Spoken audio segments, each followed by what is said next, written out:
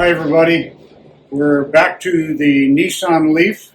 In the last video we showed placement of the adapter plate over the alignment pins and how that we want to make sure we have no gap between the motor and the adapter plate, and then torque the bolts in a crisscross pattern, 42 foot-pounds on these bolts. They come as a part of the kit. That's about 57 Newton meters of torque, and that's it. We do not need a gasket here on this surface because there's no fluid transfer between the motor and the torque box. So we're going to set the torque box up on here.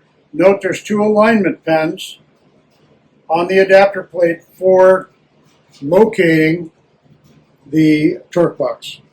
So we're going to first slide the coupler over the spline. You notice I put a lot of lube. That's a spline lube, a special spline lube. That's what you want to use. If you don't have any, go to the parts store. Napa carries it. Probably most auto parts stores you can get spline lubes, a small tube. You don't use a lot, you don't need a lot, but put it liberal on the splines. That's going to prevent rust. There will be some condensation, some sweating, a little moisture in there. You don't want the splines to rust up.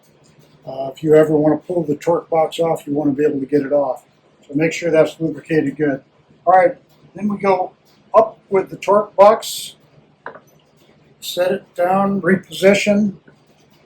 We want to go over the spline.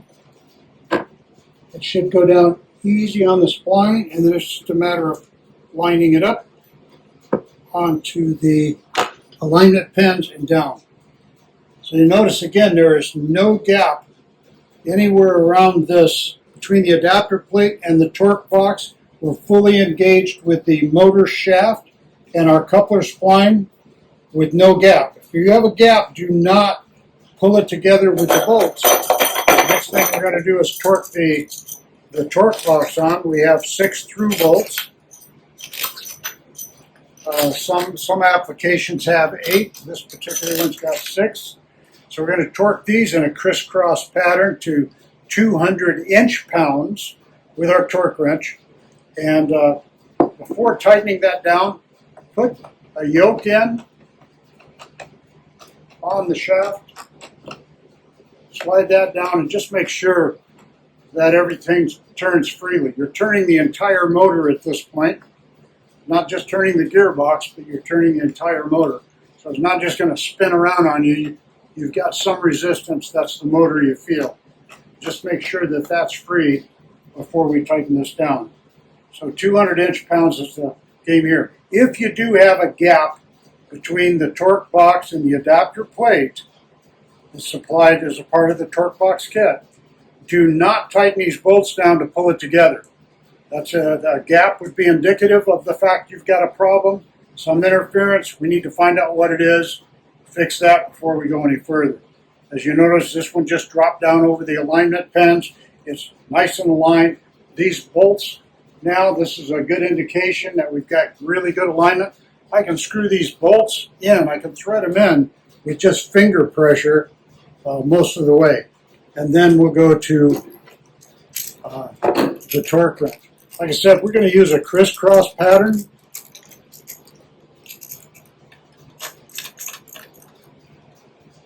First, just get them all run down where there's a little bit of resistance. You can use a little bit of never seize compound or a little bit of oil on the threads. We are threading into an aluminum plate. It's 6061 T6 aluminum. But we are threading stainless bolts into aluminum. So a little bit of lube on those threads is fine. And then you could do this in 2 steps if you like. You could set your torque wrench for 100 inch-pounds and go through a crisscross pattern, take them all down to 100. And then just go ahead and turn that shaft again. Make sure that that yoke turns. If everything's good there, then go ahead and set it for 200, which is what I'm going to do right now. 200. I'm just going to pull these. I'm not going to go for the click yet. Just going to pull these in a little bit. That'd be the equivalent of taking them down to 100.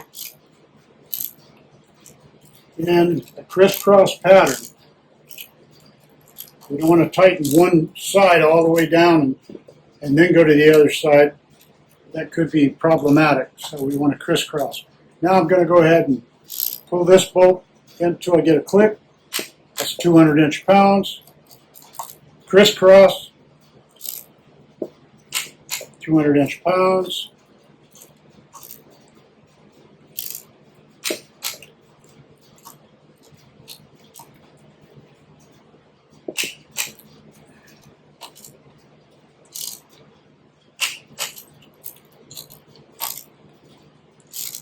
You do not want to over-torque these, so don't go beyond 200 inch-pounds. Especially with oil or never cease compound on the bolts. You're getting them plenty tight. They will not loosen. They will not back up. I like to, after I've torqued them all down, go back, do a kind of a reverse crisscross pattern, and just hit them one more time. Make sure I get a nice click. The bolt might tighten a little more.